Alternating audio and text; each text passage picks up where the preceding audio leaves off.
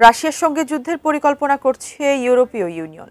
2030 সালের মধ্যে সম্পূর্ণরূপে যুদ্ধের জন্য প্রস্তুত হতে চায় তারা। এবার এমন তথ্য সামনে আনলো ন্যাটোভুক্ত হাঙ্গেরি। কিন্তু কি নিয়ে বাঁধবে এই যুদ্ধ? বিস্তারিত শিহাব ইসলামের ডেস্ক রিপোর্টে।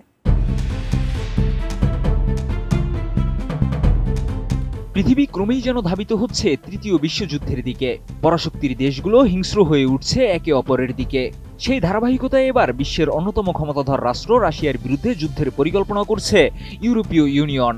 এমনই দাবি করেছেন হাঙ্গেরির প্রধানমন্ত্রী ভিক্টর অরবান। হাঙ্গেরির প্রধানমন্ত্রী ভিক্টর অরবান সম্প্রতি এক যুদ্ধবিরোধী সমাবেশে বক্তব্য প্রদান করেছেন, যেখানে তিনি আশঙ্কা প্রকাশ করেন ইউরোপীয় ইউনিয়ন রাশিয়ার সঙ্গে যুদ্ধের জন্য প্রস্তুতি নিচ্ছে। 2030 সালের মধ্যে ইইউ সম্পূর্ণরূপে যুদ্ধের জন্য প্রস্তুত হতে চায় এবং বর্তমানে তাদের সামরিক সংঘাতের দিকে অগ্রসর হওয়ার প্রক্রিয়া চলছে। ভিক্টর অরবান আরও বলেছেন, ইউরোপ ইতিমধ্যে সরাসরি সামরিক সংঘাতের দিকে এগিয়ে যাচ্ছে।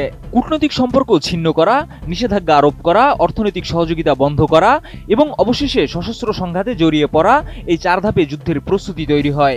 এগুলোর বেশিরভাগই ইতিমধ্যে বাস্তবায়িত করেছে ইউরোপ। RICL TMX, যুগের পর যুগ স্থাপনা থাকে মজবুত। তিনি জানান, ইউরোপীয় ইউনিয়ন আনুষ্ঠানিকভাবে 2030 সালের মধ্যে যুদ্ধের জন্য প্রস্তুতি নিতে চাইছে এবং এই মুহূর্তে ইউরোপ যুদ্ধ অর্থনীতির দিকে এগিয়ে যাচ্ছে। তবে হাঙ্গেরি সরকার ইউরোপকে যুদ্ধ প্রবৃত্তি থেকে বিরত রাখার সর্বোচ্চ চেষ্টা করছে বলে জানান তিনি। অরবান আরও বলেন, ইউক্রেনের সংঘাত বিষয়ে ইইউ এর অবস্থান কঠোর এবং একতরফা। আমরা রাশিয়ার উপর নিষেধাজ্ঞার বিরোধিতা করেছি এবং ইউক্রেনকে সামরিক সহায়তা দেওয়ার পরিবর্তে শান্তি আলোচনা শুরু করার আহ্বান জানাচ্ছি। তবে ইউরোপীয় ইউনিয়ন ক্রমাগত রাশিয়া থেকে হুমকি বাড়ানোর কথা উল্লেখ করে সামরিক বাজেট বাড়ানোর চেষ্টা করছে।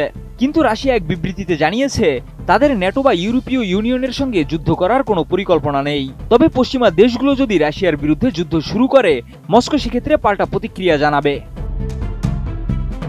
এদিকে এই উত্তেজনার মধ্যে মার্কিন ধনকুবের ইলন মাস্ক ইউরোপীয় ইউনিয়নকে বিলুপ্ত করার আহ্বান জানিয়ে ব্যাপক আলোচনায় এসেছেন।